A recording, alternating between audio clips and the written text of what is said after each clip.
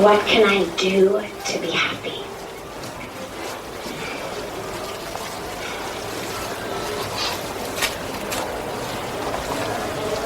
I laugh a bit, only because the question, while clearly so sincere, is almost a question that ensures that there is no answer. Because the longer that we think that happiness is something that we're going to find or become or do something to have, actually the farther away we are from it. The Constitution of the United States of America says that we've all been granted the right to life, liberty, and the pursuit of happiness.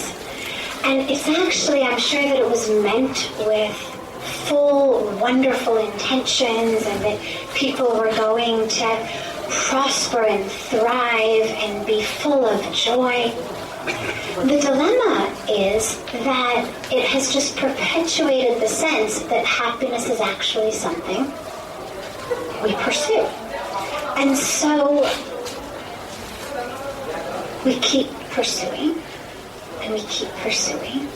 And whether we are pursuing it in shopping centers, or we're pursuing it in courses and classes, or we're pursuing it in something we can download, the message is always that it's something or someplace else. Happiness is something that's actually available to us only in one moment, and that's the present moment. You cannot be happy tomorrow, and you cannot be happy yesterday. But most of us think, well, I'll just do this today and then I'll be happy tomorrow. And the problem is that you actually cannot experience joy when you're not in the present moment. When our memories bring us joy, or plans for the future bring us joy, it's only because we're able to experience them now in this moment.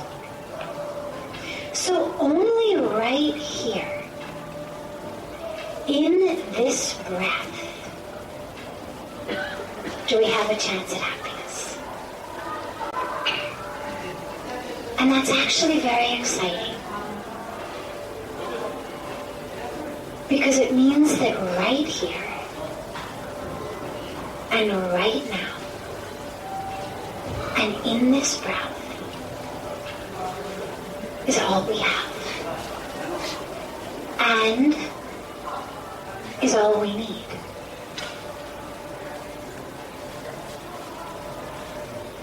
What has happened to us, and the reason that the question comes up over and over, I mean, it's one of those that wherever we go, the question comes up in various forms, is that we've been indoctrinated to believe that we're not enough.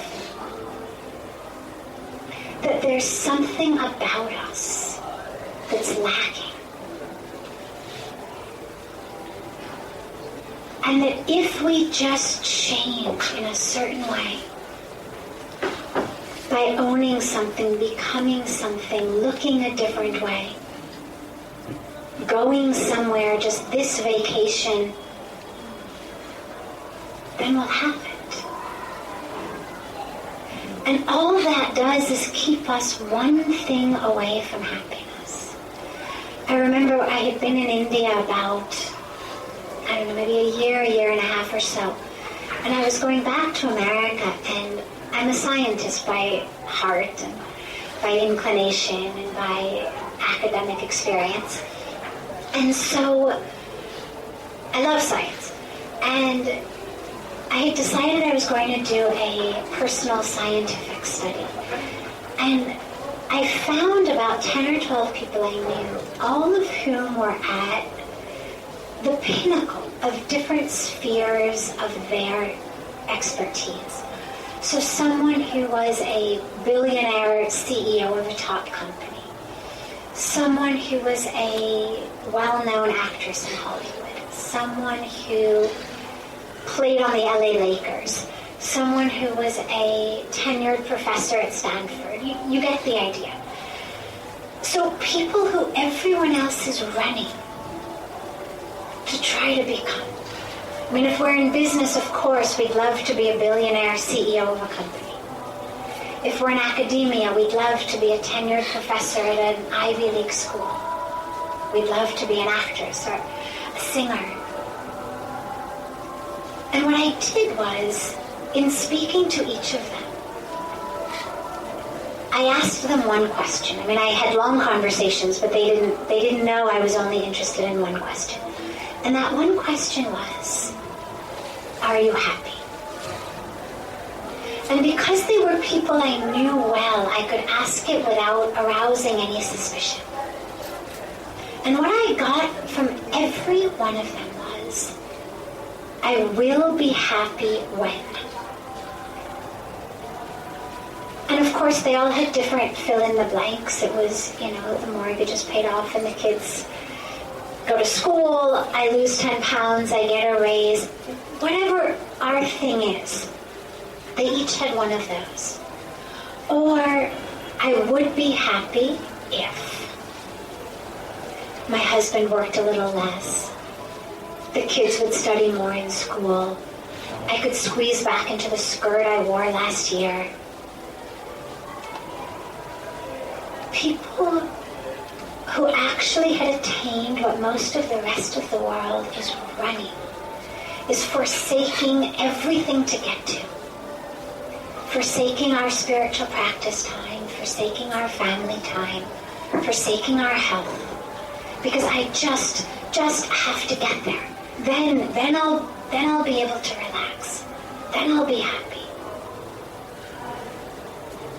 And yet those who had reached still had that one thing between them and happiness. And what it does is it makes us realize how foolish the pursuit, how much we become like that, I can't remember if it's the cat or the dog, but who runs after itself chasing its own tail. So when we know that the only moment we can have it is right here in this breath, we say to ourselves, okay, well then what is it that's keeping me from being happy? If it's here, if it's not in the money, if it's not in the degree, if it's not in the title, why am I not experiencing it? And for most of us, the reason is we're not here. And if we're not here, we can't experience joy. When our minds are somewhere other than in this moment, in this breath, we cannot experience it. And that's what most of us do. It's all about, it's the past, whether it's 5 minutes ago or 30 years ago. We're constantly thinking and planning, comparing ourselves to somebody else. Oh, what a nice shawl. I wish I had a shawl that looked like that. Or, God, she looks really good today. What did he say? And our minds are going like this.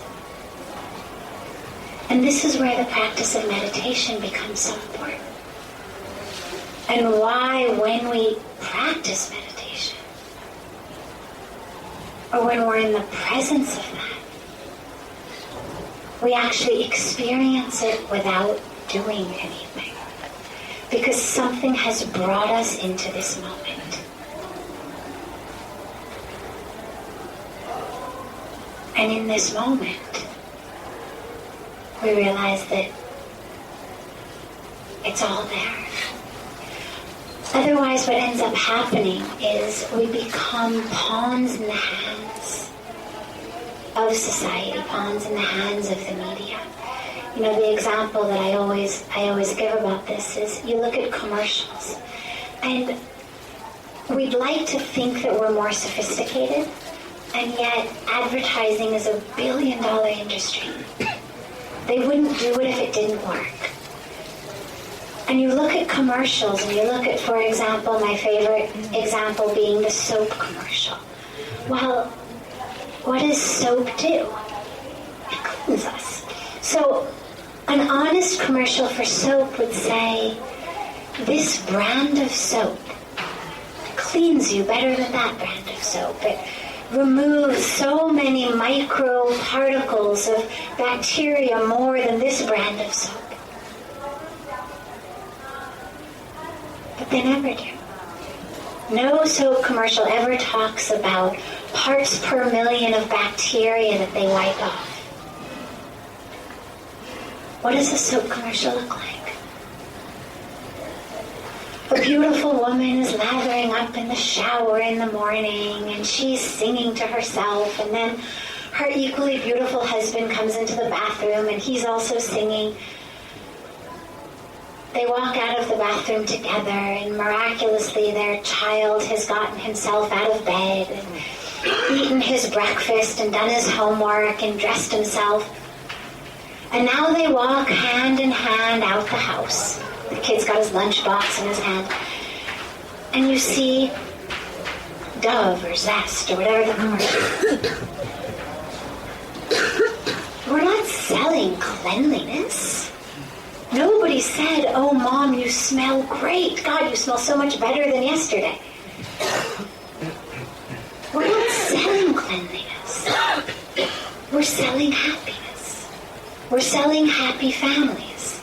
And the message to us becomes, well, if you don't feel like singing in the shower in the morning, or your husband doesn't sing or a wife when they come in the bathroom, or you don't have a husband or wife,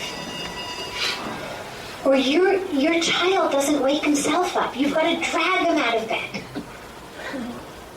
Force him to eat his breakfast. Force him to take a shower. Or you don't have a child. Well, the problem is you're using the wrong brand of soap. And we laugh because, as I said, we'd really like to think we're a lot more sophisticated than that. And yet, they wouldn't be spending millions of dollars if we weren't buying it. And so we go on changing our brands of soap, changing our brands of jeans, our brands of mobile phones. But we're still one thing between us and happiness. And that's where the spiritual practice says to us. They don't say, do this, do that, get rid of this, get rid of that. If you had to bring together paths, teachers, one of the most fundamental essences that you'd find is be present. This is OTR-FM, part of the IOM radio network.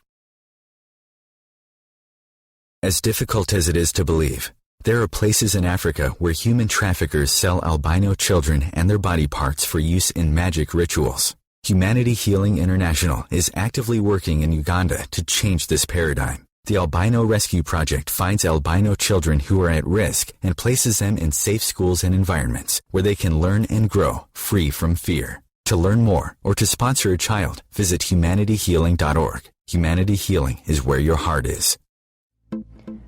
Hi everyone, this is Shay Parker, the host of Best of the Best, which airs live right here on IOM Radio every Tuesday night at 8 p.m. Eastern and 5 p.m. Pacific.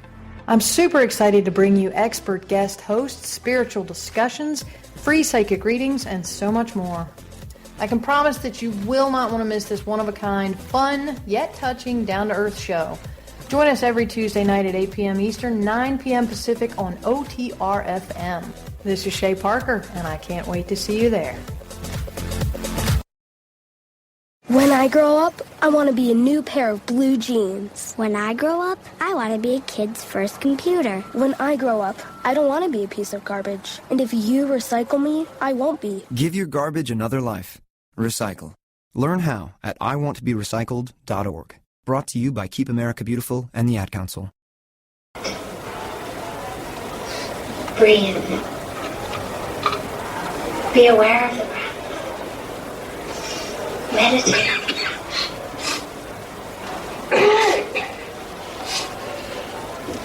As Pooja Swamiji says, expect less, accept more. Because that's the other side. We expect from others. That's the other thing that ruins our happiness. Is we expect the rest of the world, whether it's our loved ones, whether it's our employers or our employees, whether it's the weather, to do what we want. And when it doesn't,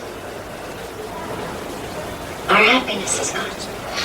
And this is where Pooja Swamiji always speaks about us being like light switches that somebody else just switches on and off and on and on. Mm-hmm. But if you look at the analogy, for example, of the ocean, well, there's waves on the ocean that go up and down. And that's the outer world. Whether it's the stock market, whether it's interest rates or mortgage rates or our loved ones or the weather. And if we anchor ourselves in that, if we anchor ourselves in how other people are treating us, if we anchor ourselves in how well our stocks are doing and how much we weigh and how much success we're getting, we're going to go up and down with it. But the answer is not forget the world, forget the ocean, run away to the mountains.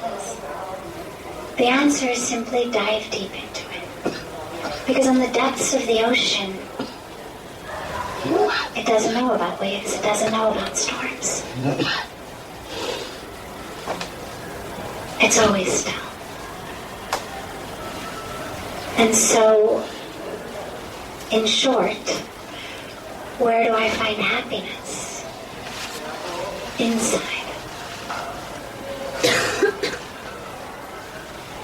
How do I find it? Being still and letting go. As we breathe, as we exhale, we just let go of expectations.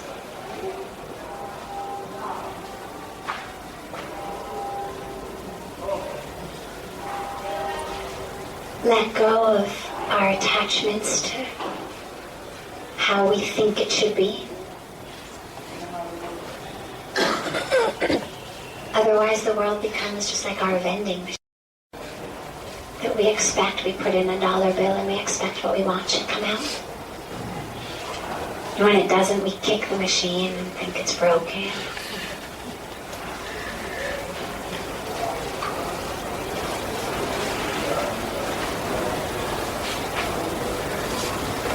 But to just be able to realize that that which is coming out of the machine, that which is being handed to us, is exactly what we need in that moment. And how to stay present with that. And how to find the divine in that.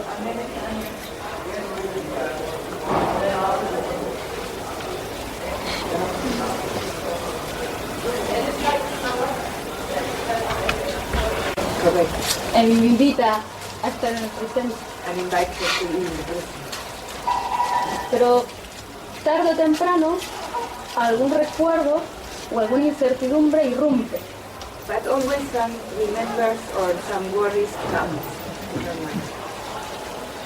¿Es posible que ese estado de felicidad o esa conciencia sobre el presente pueda abarcar en algún momento el pasado y el futuro? Is it possible that this consciousness of present can embrace the past and future? ¿Cómo? How? Can the consciousness of the present embrace the past and the future?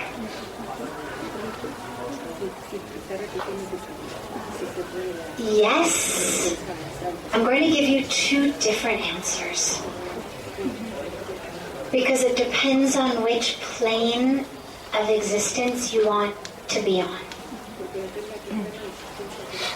Neither is better or worse.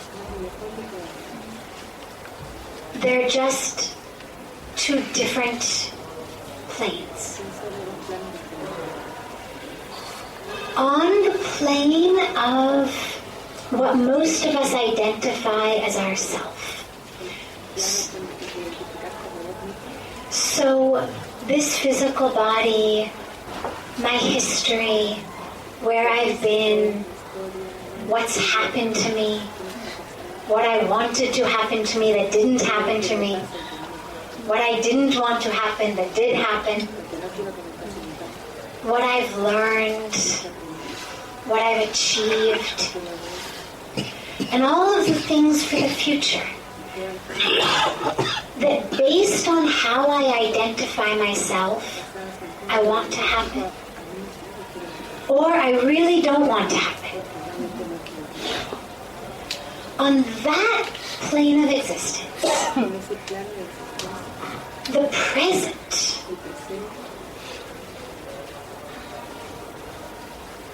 should not bring the past and the future, because otherwise this is the game it plays in our mind. I'm sitting here trying to meditate on my breath, but it's like a movie is playing in my awareness, like someone has turned on a projector. And all of the bad things that ever happened to me, I'm seeing them again. And I'm full again of the pain and the anger. Or all the good things that happened to me. And I'm wondering why they had to end. Why am I not having them now? And then we flip the switch and now my future movie is playing. How it might be, how it should be, how I don't want it to be. And so I cannot simultaneously be here in my breath and be in both of those places at the same time. I cannot be bathing in love in this moment, in pure, boundless oceans of love.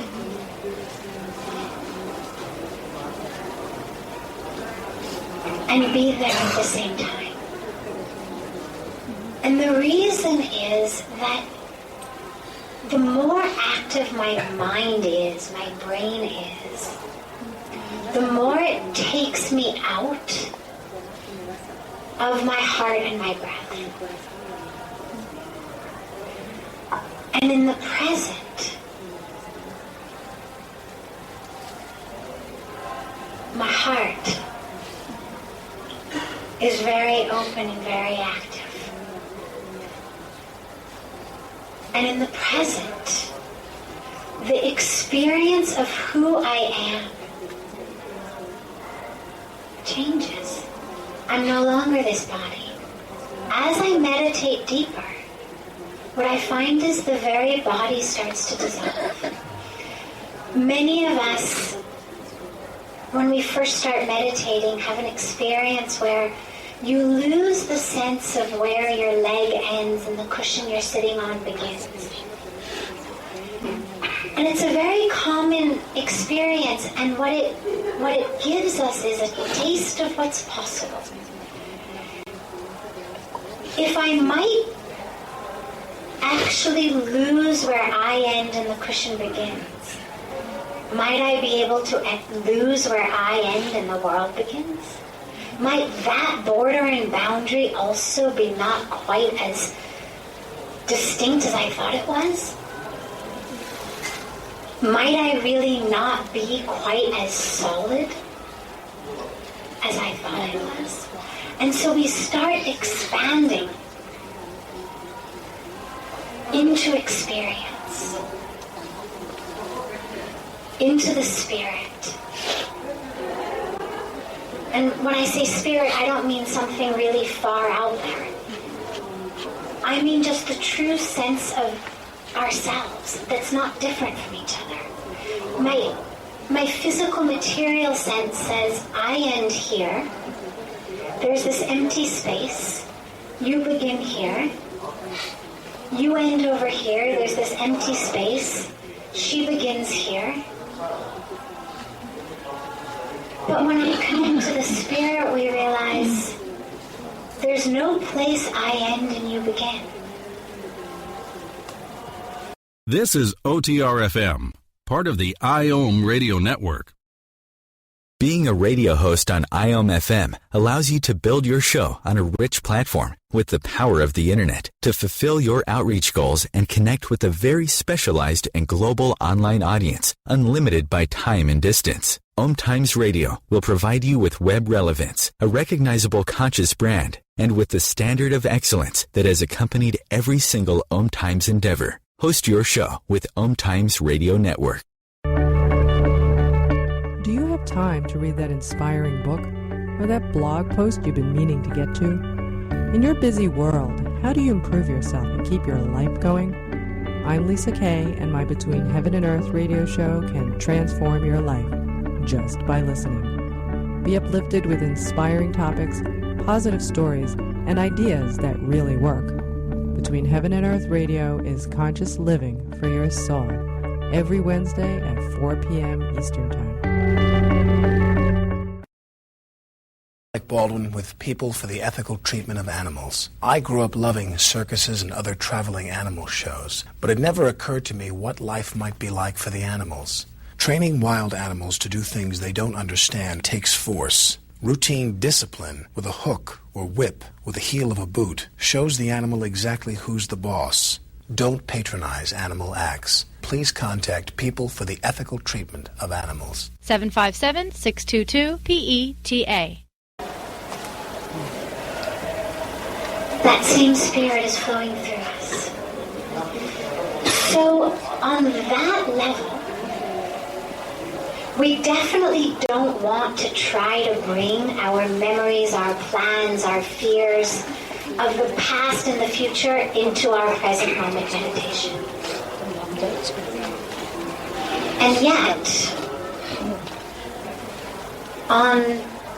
I guess we could, for the sake of semantics, call it a higher level, but I'd like to do this without any judgment. We'll just call it a different level. It's actually all happening at the same time. And on that level, yes, of course they can all be there together. There's a beautiful story of Krishnadasa's Guru, Neem Karoli Baba, which I love about this, where it's a story told by Ramdas where they were driving from Varanasi back to Delhi, and they actually had been searching for their Guru. It was obviously in a time when it wasn't that he carried a mobile phone or a beeper, or you could just, figure out where he was. And he always used to try as much as possible also to kind of not have too many people around him all the time. So they were in Varanasi and decided to leave to go back to Delhi. And they get a big bus. And as they're driving to Delhi, they pass Allahabad, which is a very, very sacred place. And the Kumbh Mela had just finished. And so one of the people in the group said, we should go and have darshan in Allahabad. It's very, very sacred. But in the bus, of course, lots of people didn't want to go because the ride to Delhi was very long and far, and they wanted to get there. They were hungry and tired. And so there was kind of this conflict going on in the bus of, we take a detour, we don't take a detour, we take it, we don't take it. And finally they said to Ramdas, okay, as the oldest, you decide. And he thought and thought and thought and finally said, okay, fine, let's go. just a few minutes. We'll stop very, very briefly and have darshan. So they go, and the person who had been there during the Kumbh on the bus says, there's this wonderful Hanuman temple. Let's go have darshan there, and then we'll get back on the road to Delhi. As they drive to the Hanuman temple, out the window of the bus, they see Maharaji, their guru, and he's standing there. And so, of course, they stop the bus and jump out and fall at his feet. And the man with him says, "Come, we've been expecting you." And they said, "What do you mean expecting us?" And they said, just follow us. So they get back in the bus and they follow to the home of this other man. And as they arrive, his wife comes out of the house. And again, of course, remember, no mobiles. So it wasn't that they had called ahead. They get there and she says, "Oh, we've been waiting for you all day. Dinner's ready." And they all said, what do you mean? And they said, "Well, our guru woke us up at 6 o'clock this morning and said, start cooking. There's going to be 35 people here for dinner."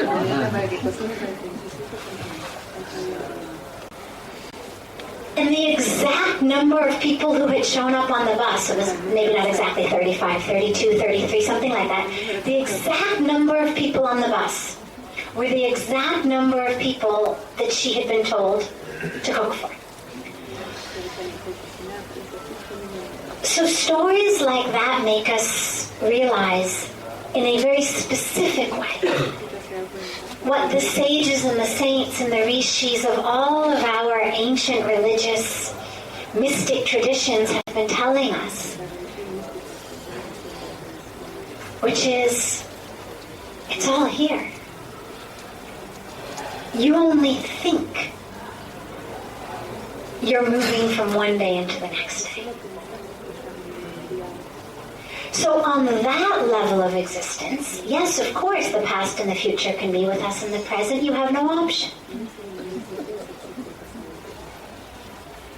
But it's hard to live in that plane of existence. And so for the ease of the sadhana of most of us, who are still struggling with our human path, in which it really does feel like the days follow each other sequentially, and the hours follow each other sequentially. In that level of existence, it's important to stay present. And it doesn't mean we don't take the love and the joy and the lessons of the past, and it doesn't mean that we don't have great excitement for the future. It just means that we live and we breathe in the present.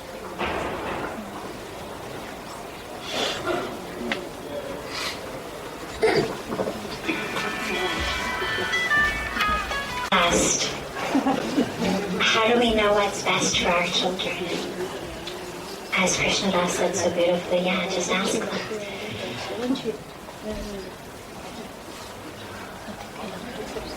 The problem becomes that as parents, we want the best in theory, but we also want that the best should kind of come in the package that we think it should come in.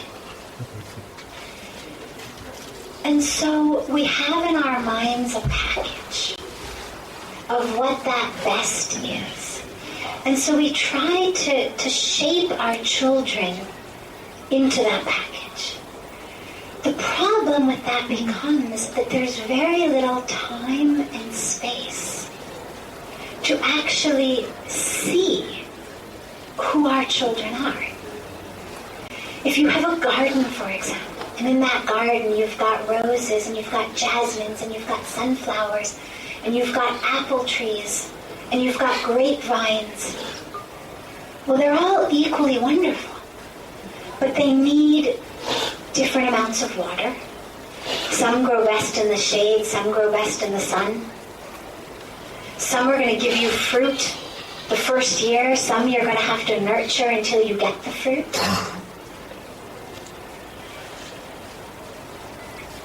And when a little sprout starts to blossom, this child has come out of us. Because we're wearing glasses of roses or of jasmine or of sunflowers,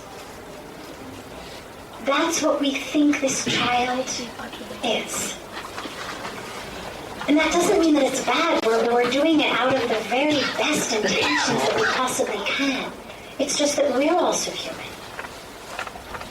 And we can't see everything. And so we water and we nourish this sprout, thinking, for example, that it's going to be a peach tree. But then instead, what start to grow are apples. And in our mind, well, that's all wrong because this is a peach tree. And so then we take it to the peach doctor, right? And we buy it the peach clothes, and we chant the peach mantras, and we have, the special peach decoration for it to make it understand its peachness. We sing peach songs to it. We give it the peach empowerment program. And again, we mean really well. We really think this is a peach, and that I need to help it become a peach because peaches are pink, and they're peach color, and they're beautiful, and they're kind of fuzzy, and this thing on the branch is green and hard and not juicy at all, and kind of sour a little. And so we do the very best we can. But because we've got those peach glasses, we never realize, oh my God, it's an apple tree. And so neither can that tree ever be a peach tree, nor are we able to nourish it the way an apple tree should be nourished. And so this is where we find ourselves saying, everything's gone wrong with my child. They don't listen, they don't do this, they don't do that, they don't give me juicy peaches. And as a parent, it really is our duty, and of course, ideally we start as young as possible, to try to see, who are they? What's growing? What's blossoming? And then how can we nourish that? And the last piece, just to quickly give you, is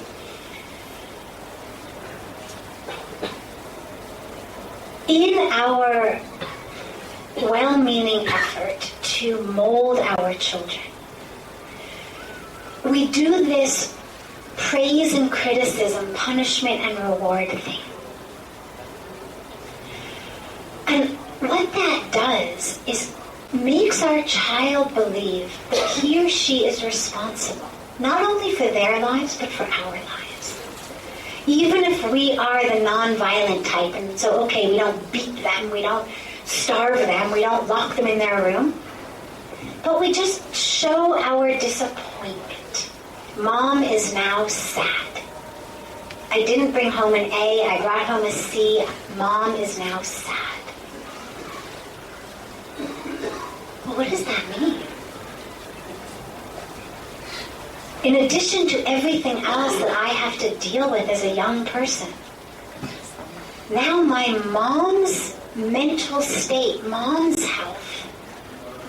Mom can't eat her dinner because I brought home a C. Now it's not just about my exam and my future, but it's Mom I'm letting down. And that's the worst mistake we can make. Because no child should have to go through life feeling that he or she was born to keep Mom together. And so It doesn't mean that when they bring home C's or D's, we say, fabulous, well, that's great. I'm so glad you're a failure. Yeah, I was a failure too. Thank God you're not going to become anything. But there are ways to encourage and to foster a nourishment of who that child is and what their strengths are. And to draw that out and to empower the child without making them feel that they have to do it because otherwise mom's going to fall apart. Mom is whole, mom is centered, mom is grounded, mom is mom. And I'm over here,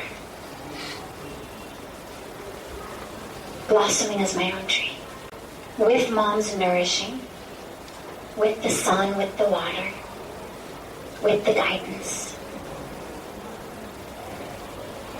But it's not that she needs my branches to hold her up.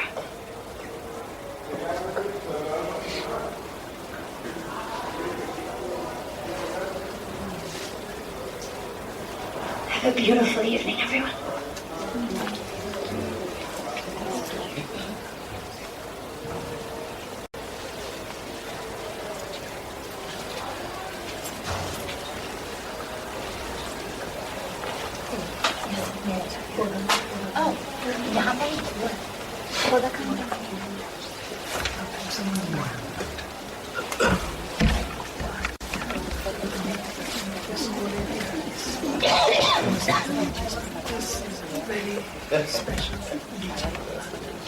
To bring juice, more juice to your life.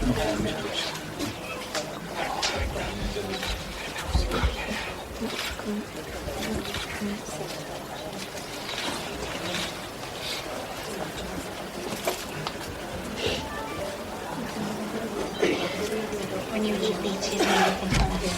So when you eat leeches, may you think of us.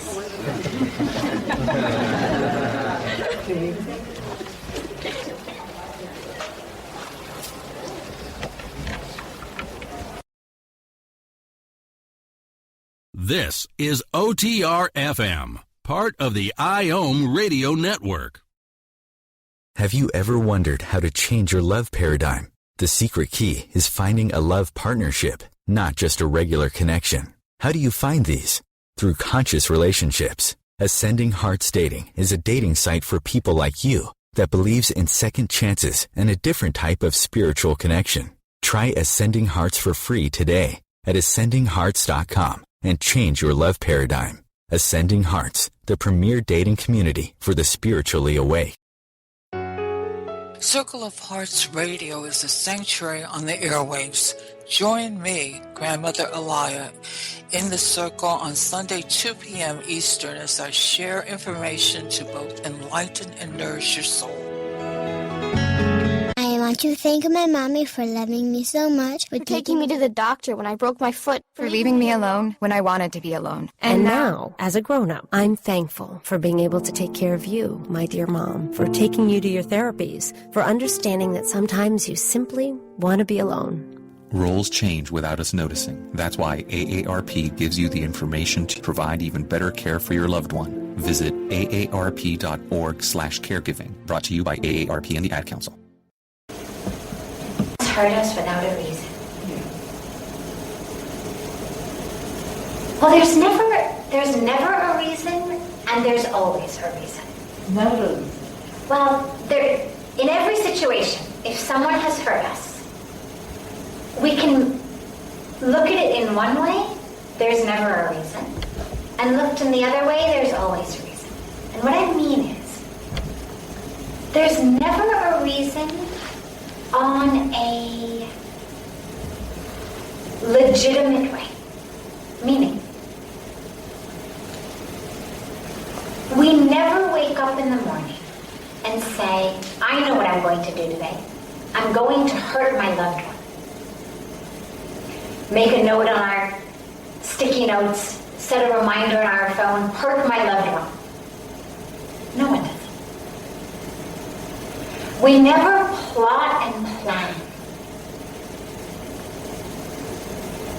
how to hurt someone until and unless we are hurt. And this is what I mean by the other side, which is there's always a reason. When I hurt you, it's because I'm hurt. That doesn't mean you've hurt me.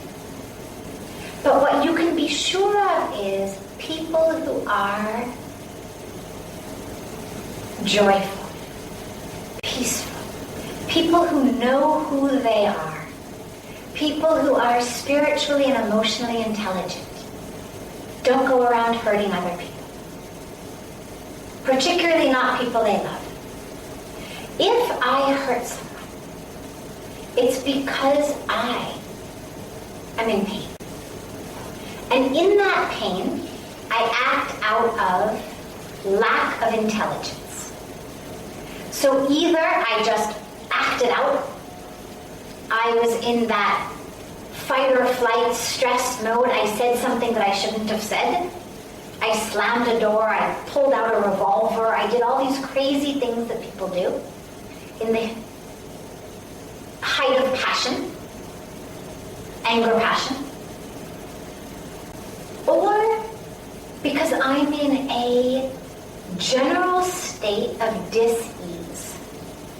It wasn't that it was that one moment. It wasn't that I was out of my senses. But I'm diseased. I'm ill. With confusion, with fear, with longing, with lack of knowledge of myself. My toolbox is empty. We all move through the world with a toolbox. And everything that comes to us, every situation we're in, we're only able to address it based on what's in our toolbox. If I'm walking down the road and there's a big nail, and it stubs me, it hurts me, and so I want to hammer that nail back into the wood so that every time I walk on it, it doesn't hurt me. But all I've got in my toolbox is a hairbrush and a spoon. I'm not going to be able to get that nail back into its board very effectively. But it's not because I didn't want it to, it's just that I don't have the tools. People who are unaware of who they are, people who are living in a state of confusion, of fear, of anger, of desire, of pain, of grudges, are moving through the world with a near empty toolbox. Which means when they interact with you, imagine you're the nail. Well, they don't have what you need.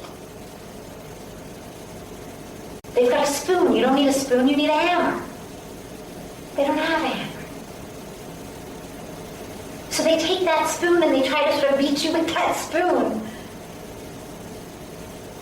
And it hurts. And it doesn't get you back into place. Right? You know, it's like, the example I always give about this is if you're walking through a park and you get bit by a mad dog, what are you going to do? You're not going to race after that dog and try to bite him back. Right? How dare you? I was just minding my own business. Who the hell do you think you are? I'm going to get you. You're also not going to have the emotional suffering reaction. You're going to have physical pain in the leg. You're going to get that leg bandaged up. You're going now to have to even get a rabies shot. There's going to be a physical awareness that the dog has bit you. But you're not going to have the emotional suffering component of, why me? Why me? Why did he choose me? So many people walk through the park. Why me? Somehow we all understand that the dog did not plot to bite me. He's a mad dog. He has a disease called rabies. Based on that disease, we happen to be in the wrong place at the wrong time, and the dog bit us. Well, the same is true with people in our lives. They may not have a disease that has a name like rabies, but they are living in a state of dis-ease, lack of ease. And that lack of ease makes them bite. And if we're the closest one to them, in the wrong place at the wrong time, we get bit. And that doesn't mean that just because we don't get emotionally hurt, it doesn't mean we stay in the situation. You're not going to walk through that same park at the same time anymore. You understand this is the time the mad dog comes out. Or this is the mad dog's neighborhood, let me take a different path.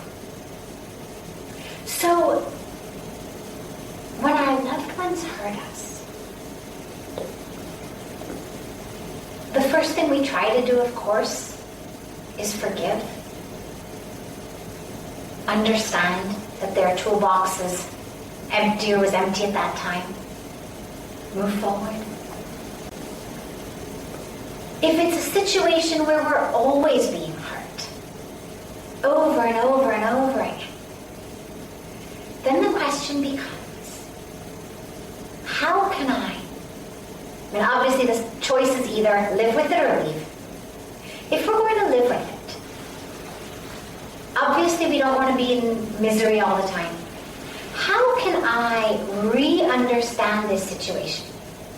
How can I understand myself so that I know I'm a lion in the midst of sheep and I don't start, acting like a sheep?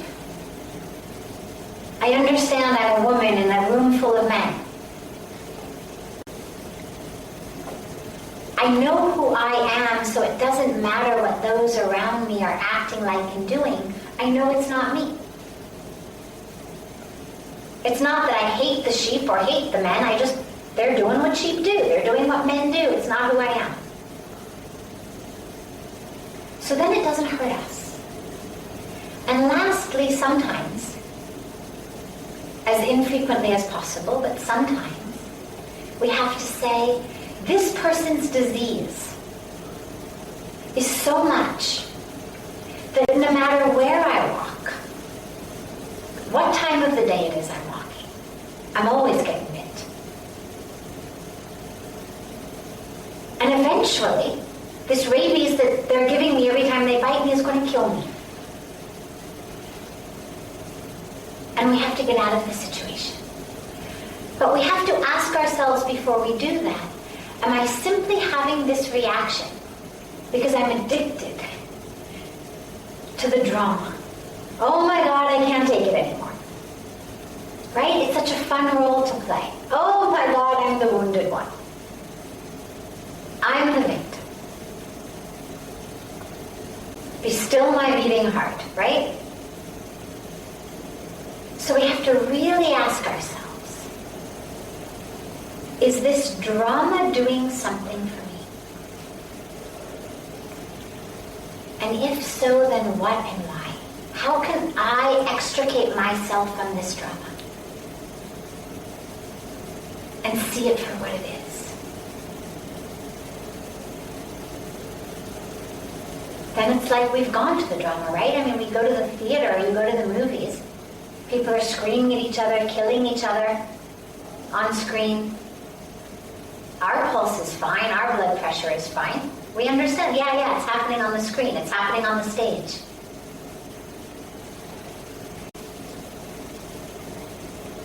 Can we develop that same level of awareness for that which goes on in most of our lives? Somebody else is screaming and shouting.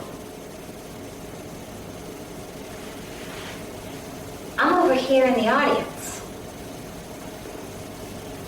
Why do I have to become an actor in this drama? They've got a drama going. A one-man show.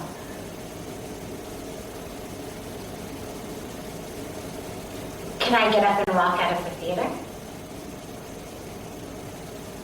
Or if not, can I sit here and be a spectator to it? Can I breathe through it and understand I'm sitting over here in the spectators row, not on the stage? I don't have to be an actor in it.